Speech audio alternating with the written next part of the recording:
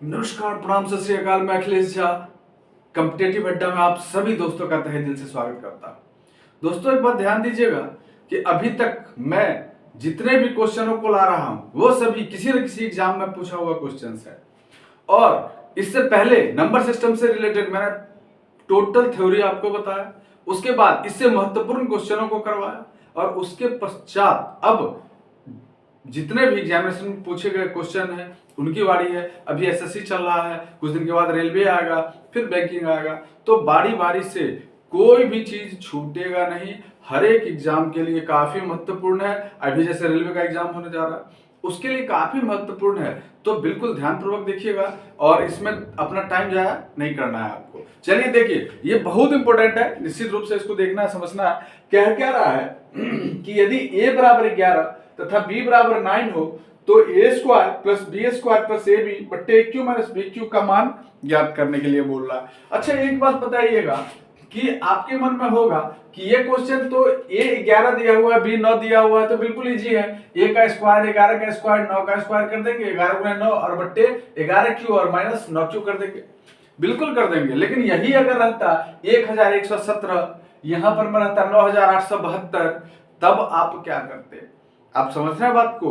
अगर यहां पर कोई संख्या रहती जो 4 अंकों की संख्या है, यहां भी 4 अंकों की संख्या होती, तो क्या फिर आप a square plus b square plus a b करते? क्या अगर करते तो निश्चित रूप से यह मूर्खता होती, क्योंकि ध्यान दीजिएगा कि हम अपना टाइम वेस्ट जाया नहीं करेंगे किसी भी कंडीशन पर। कंसेप्ट को समझना है। यहां पर मैं क्वेश्चन में A11 देने का मतलब ये है और ये देने का मतलब ये है कि जो बोर्ड आपसे क्वेश्चन पूछ रही है वो आपके कंसेप्ट को चेक करना चाहती है, क्योंकि इतना कर तो सकते हैं लेकिन आपका टाइम वेस्ट होगा। एक क्वेश्चन बनाने के चक्कर में पता चला कि आप अपना 10 मिनट बर्बाद कर लेंगे। तो आइए देखते हैं इसको कैसे सोल्व करते हैं। जैसे कि देखिए, पूछ क्या रहा है? पूछ रहा है a square plus b square plus a b बट्टे a cube minus b cube. तो इसको कैसे सोल्व करेंगे? देखिए, यहां पर सबसे पहले a square plus b square plus a b और बट्टे क्या है? A cube minus b cube. अब हम चाहे तो इसको लिख सकते हैं a square plus b square plus a b और बट्टे ए क्यू माइनस बी को लिख सकते हैं a minus b into a square plus b square plus a b. ऐसा लिख सकते हैं क्या? बिल्कुल लिख सकते हैं, क्योंकि a cube minus b cube बराबर फॉर्मूला हम लोग पढ़े हैं। क्या पढ़े हैं? A minus b into a square plus b square plus a b, ये फॉर्मूला होता है। आप अगर इस फॉर्मूले को नहीं देखे हैं तो मेरा पिछला वीडियो जाके देखिए। पिछले वीडियो में हम इन अलजेब्रिकल फॉर्मूला करके होगा और उस पर इस टोटल फॉर्मूले को हम बता चुके हैं। तो देखिए, कहीं से भी अगर आप जीरो लेवल से सीखना चाहते हैं तो आपको फर्स्ट लेक्चर देखना पड़ेगा, फर्स्ट लेक्चर से सीखना पड़ेगा, तभी जाकर के आप समझ सकते हैं। तो इस चीज a cube minus b cube ऐसे भी क्लास 9-10 में आप पढ़े भी होंगे। A minus b into a square plus b square plus a b. अब क्या हो गया? सिंपल है, a square plus b square plus a b cut जाएगा, इक्वल टू क्या हो जाएगा? 1 बाई ए माइनस बी। तो 1 बट्टे ए कितना है? 11 है, माइनस बी कितना है? 9 है, बराबर 1/2 आंसर हो जाएगा। इसमें कहीं कुछ बहुत ज्यादा बहादुरी वाली बात नहीं थी। आप इस क्वेश्चन को बारीकी से देख सकते हैं और समझ भी सकते हैं, क्योंकि इसमें बहुत ज़्यादा केवल ए क्यू माइनस बी क्यू का जो फॉर्मूला है उस फॉर्मूले पर टोटल काम कर दिया गया है। तो आप अगर देखें तो केवल ए क्यू माइनस बी क्यू का फॉर्मूला यहाँ लगा है, ये दोनों कट गया, 1 बाई ए माइनस बी आ गया। ए माइनस बी चाहे कितना भी बड़ा रहे तो हम लोग इसको इजीली 2 मिनट में सब्सट्रैक्ट कर सकते हैं। 2 मिनट क्या, 2 सेकंड में सब्सट्रैक्ट कर सकते हैं। तो 11 माइनस 9 था तो 2 हो गया। कितना भी बड़ा रहता तो सब्सट्रैक्शन करने में कोई दिक्कत नहीं होती। तो चलिए चलते हैं अगले प्रश्न की तरफ। देखिएगा, ये एसएससी सीजीएल 2010 में पूछा गया क्वेश्चन है। स्टाफ सिलेक्शन कमीशन में जो सीजीएल है, कंबाइंड ग्रेजुएट लेवल है, उसके 2010 में पूछा गया क्वेश्चन है ये। अब आप समझ सकते हैं कि कंबाइंड ग्रेजुएट लेवल का अगर आप एग्जामिनेशन देते हैं तो सबसे जो बेहतरीन पोस्ट है हम आपको बता चुके हैं। वो पोस्ट क्या मिलता है? असिस्टेंट ग्रेड इन सीएसएस मिलता है। मतलब आप लगभग 90% स्टूडेंट यही चूज करते हैं। क्या चूज करते हैं? असिस्टेंट ग्रेड इन सीएसएस, सेंट्रल सेक्रेटरीट में असिस्टेंट ग्रेड। उसके बाद बहुत सारे लोगों का इनकम टैक्स इंस्पेक्टर होता है, नहीं तो ये सारा चीज भी सेलेक्ट करते हैं बहुत सारे लोग। तो यही क्वेश्चन 2010 में आया है कंबाइंड ग्रेजुएट लेवल में, जिसमें आप असिस्टेंट ग्रेड बन सकते थे, इनकम टैक्स इंस्पेक्टर बन सकते थे। तो आइए देखते हैं इसको कैसे सोल्व करते हैं। देखिए क्वेश्चन कह रहा है कि वैल्यू दिया हुआ है कि 1.5 इक्वल टू 0.04 बी दिया हुआ।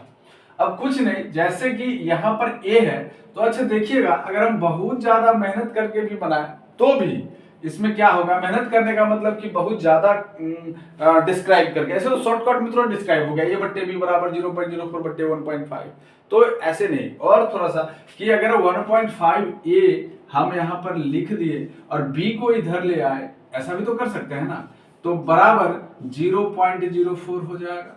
इसमें कोई डाउट क्या? बिल्कुल डाउट नहीं। अब हम लोग फिर से क्या करते हैं कि a बट्टे बी कर देते हैं और 0.04 और 1.5 कर देते हैं। अब आप समझ रहे होंगे। अब देखिएगा 0.04 ऑलरेडी यहाँ पर 2 अंक है, तो 0.4 हो जाएगा और ये हट जाएगा। अब बात नहीं समझ रहे हैं तो समझिए 4/100 इसको लिख सकते हैं क्या? कोई दिक्कत? 4/100 लिखा जा सकता है गुने, और ये 15 है तो 1.5 है तो इसको 15 कर दिए और इसका जो पॉइंट है इसको ऊपर कर दिए। समझ में आया? अब ये 10 से 10 क्या हो जाएगा? 0 कैंसिल हो गया। 4/10 है, देखिए 2 दूनी 4, 2 पंचे 10, मतलब 2 बट्टे कितना हो जाएगा? 15 पचे 75, 2/75 हो गया। किस चीज का वैल्यू आ गया? ए और बी का। मतलब ए बराबर क्या निकल के आ गया? 2, और बी बराबर क्या निकल के आ गया? 75 निकल के आ गया। समझिएगा इस बात को कि ए बराबर 2 निकल के आ गया, ए 2 निकल के आ गया और बी 75 निकल के आ गया। अब देखिएगा कि ए का वैल्यू तो 2 आ ही गया ऑलरेडी, ए का वैल्यू 2 आ गया और बी का वैल्यू 75 आ गया। फाइंड आउट में क्या करना है? b माइनस ए बट्टे b प्लस ए। तो यहां पर मैं b माइनस ए और बट्टे में b प्लस ए होगा। b का वैल्यू देखिएगा 75 माइनस 2 बट्टे 75 प्लस 2। 75 में से 2 गया तो कितना हो गया? 73 हो गया। और 75 में 2 जमा कर देंगे, जोड़ देंगे तो कितना हो जाएगा? 77 हो जाएगा। मतलब कि फाइनली हमारा जो आंसर है वो निकल के क्या आ गया? 73/77। 73/77। तो देख लीजिएगा, इसको समझिएगा। इसमें कहीं कोई दिक्कत हो तो बताइएगा, निश्चित रूप से स्क्रीनशॉट भी ले सकते हैं। चलते हैं अगले प्रश्न की तरफ।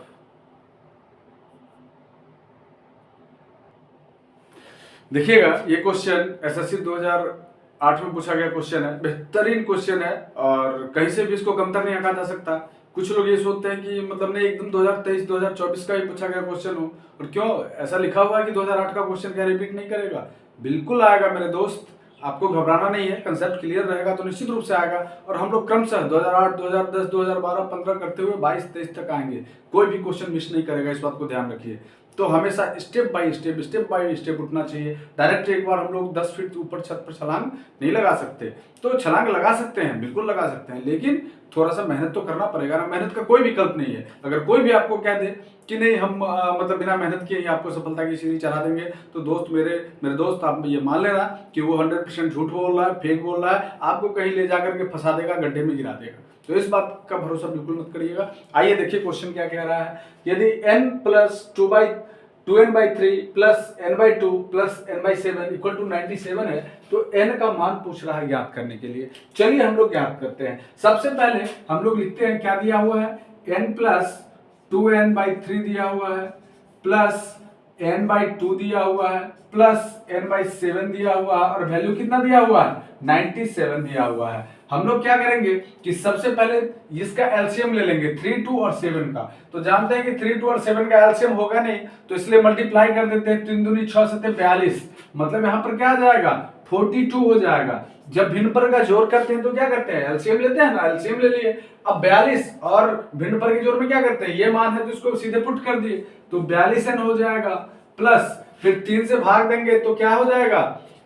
3 से अगर आप इसमें देखें 14 दिया 42 होगा, मतलब 14 बच गया, और 14 दूनी 28 n, यहाँ पे कितना हो जाएगा 28 n हो जाएगा, प्लस देखिएगा 2, फिर 21 दूनी 42, ऊपर में क्या हो जाएगा 21 n हो जाएगा, प्लस फिर ध्यान दीजिएगा 7 42, ऊपर में कितना हो जाएगा 6 n हो जाएगा, इक्वल टू कितना हो जाएगा 97 हो जाएगा। आगे देखिएगा अब क्या कह रहा है यहाँ पर मैं, अब देखना है कि सबको ऐड कर देना है, तो ऐड कर दीजिए 6 1 7 7 8 15 15 2 17 17, और n तो रहेगा ही 17 का साथ हाथ में 1 107 2 9 2 11 4 15 157 n, और बट्टे में क्या हो गया 42 हो जाएगा, 42 बराबर कितना हो जाएगा 97 हो जाएगा।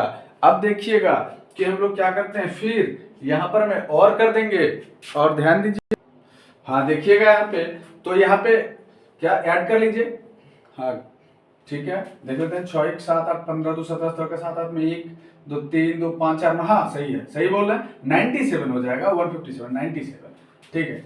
तो यहाँ पर हम लोग क्या करते हैं 97 n ऑलरेडी हो जाएगा, ये जो है यहाँ पे क्या हो जाएगा वो 97 n हो जाएगा, वो ऐड में हो गया था, ठीक है। तो 97 n और बट्टे में कितना हो जाएगा 42 हो जाएगा, ध्यान दीजिएगा यहाँ पर 97 n है, दिख रहा होगा आपको 97 n, ये 9 है, ठीक है, ऐड कर दिए सीधे, तो यहाँ पर 97 n और बाई में 42 हो गया। अब क्या करना है कि n का वैल्यू करना है, तो क्रॉस मल्टीप्लीकेशन, तो देखिएगा क्या हो जाएगा कि यहाँ पर मैं n इक्वल टू क्या करेंगे कि n इक्वल टू कर दिए 97 इंटू 1, चूंकि इसके बट्टे में कुछ है नहीं, तो 90, सबसे पहले तो ये दोनों ऊपर चला जाएगा 97 इंटू 42, देखिए क्रॉस मल्टीप्लीकेशन करते हैं, तो अगर यहाँ पे 97n कर लेते हैं, जैसे यहाँ भी 97n इक्वल टू 97 इंटू 42 और बट्टे में क्या हो जाएगा 97 हो जाएगा, बिल्कुल। अब देखिएगा इस 97 से इस 97 को कैंसिल कर देंगे, n का वैल्यू क्या निकल के आ गया 42, मतलब कि फाइनली n इक्वल टू 42 जो हमसे पूछ रहा है उसको हम लोग फाइंड आउट कर लिए, उसका वैल्यू क्या निकल के आ गया 42 वैल्यू निकल करके आ गया। तो शायद इस प्रकार के प्रश्न में आपको बिल्कुल कंफ्यूज होने की जरूरत नहीं है और ना ही परेशान होने की जरूरत है। आप सोच रहे होंगे कि इस टाइप का क्वेश्चन आ जाता है तो मतलब आप कंफ्यूजन फील करते हैं, बिल्कुल नहीं करना है, इसको स्टेप बाय स्टेप जैसे ही आप आगे बढ़ते चले जाएंगे सोल्व हो जाएगा। तो अगर कोई दिक्कत हो तो कमेंट के माध्यम से बताइए। चलते हैं पुनः हम अगले प्रश्न की तरफ।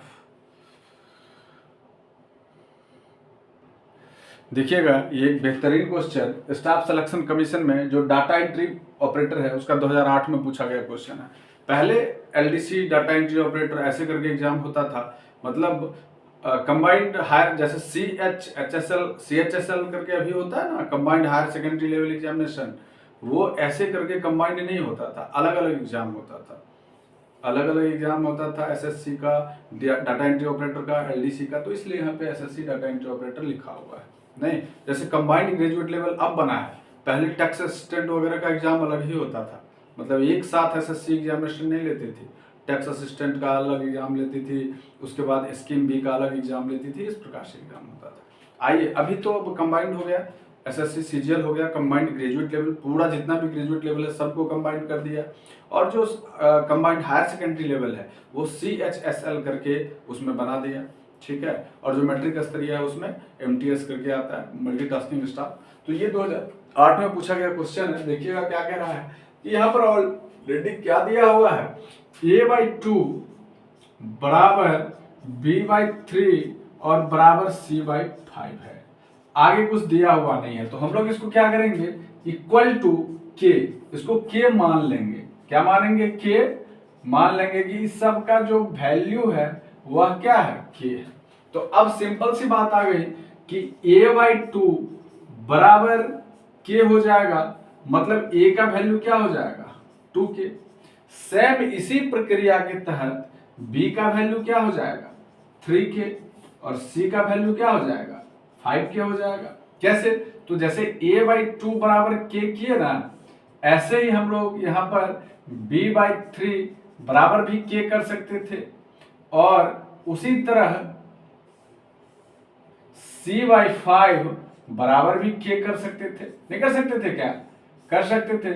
और उसके फलस्वरूप यहाँ पर मैं ए का वैल्यू कितना आ गया 2k आ गया, बी का वैल्यू कितना आ गया 3k आ गया, और सी का वैल्यू कितना आ गया 4k आ गया। देखिएगा 1 मिनट यहाँ पे कर दे रहे हैं, यहाँ पे उसी के फलस्वरूप यहाँ पे लिख दे रहे हैं सबका वैल्यू बारी बारी से।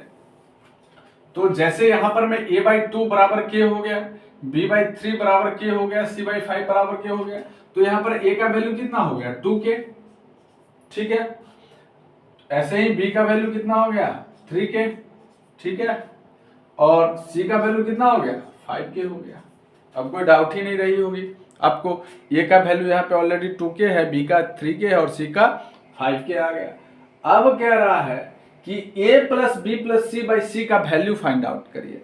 तो हम लोग फटाक से निकाल लेंगे किसका वैल्यू है a प्लस, देखिए किसका वैल्यू फाइंड आउट करने के लिए बोल रहा है a प्लस बी प्लस सी, और बट्टे में क्या है c है, ये c है, यहाँ पर में ध्यान दीजिएगा ये वाला जो आपको चमक रहा होगा ये c है, c, ठीक है। a plus b plus c by c हो गया, हाँ, तो a plus b plus c by c हो गया। अब देखिएगा कि a का वैल्यू क्या है, a का वैल्यू क्या निकल के आया है 2k, प्लस b का वैल्यू क्या निकल के आया है 3k, और c का वैल्यू क्या निकल के आया है 5k, और बट्टे में c है, c का वैल्यू कितना है c 5k। कोई डाउट नहीं, बिल्कुल नहीं। 5 × 8 = 10k, और बट्टे में क्या हो गया 5k, k से k कट गया, 5 दूनी 10 कट गया, बराबर क्या हो गया 2 हो गया। मतलब जो वैल्यू था किसका a plus b plus c by c का वैल्यू क्या निकल के आ गया 2 निकल के आ गया। यही क्या हो गया हमारा आंसर हो गया। इसको समझिए, अगर कोई डाउट होगी तो निश्चित रूप से हमसे पूछिए कि क्या दिक्कत है, क्या परेशानी है, और इसका आप चाहे तो एक स्क्रीनशॉट ले लीजिए, और स्क्रीनशॉट लेने के बाद बार बार प्रैक्टिस करिए, या फिर आप चाहें तो वीडियो को भी बार बार देख सकते हैं और इससे भी आपका रिवाइज हो जाएगा। तो देख लीजिए एक बार, इसका स्क्रीनशॉट आप ले लीजिए। तो दोस्तों अभी इस सेशन में हमने 2008 2010 वगैरह में एसएससी के द्वारा पूछे गए क्वेश्चनों को यहाँ पे डाला और बारीकी से समझा। अगर कोई कठिनाई हो तो कमेंट के माध्यम से बताइए। फिर हम लोग मिलते हैं अगले सेशन में, तब तक जय हिंद जय भारत।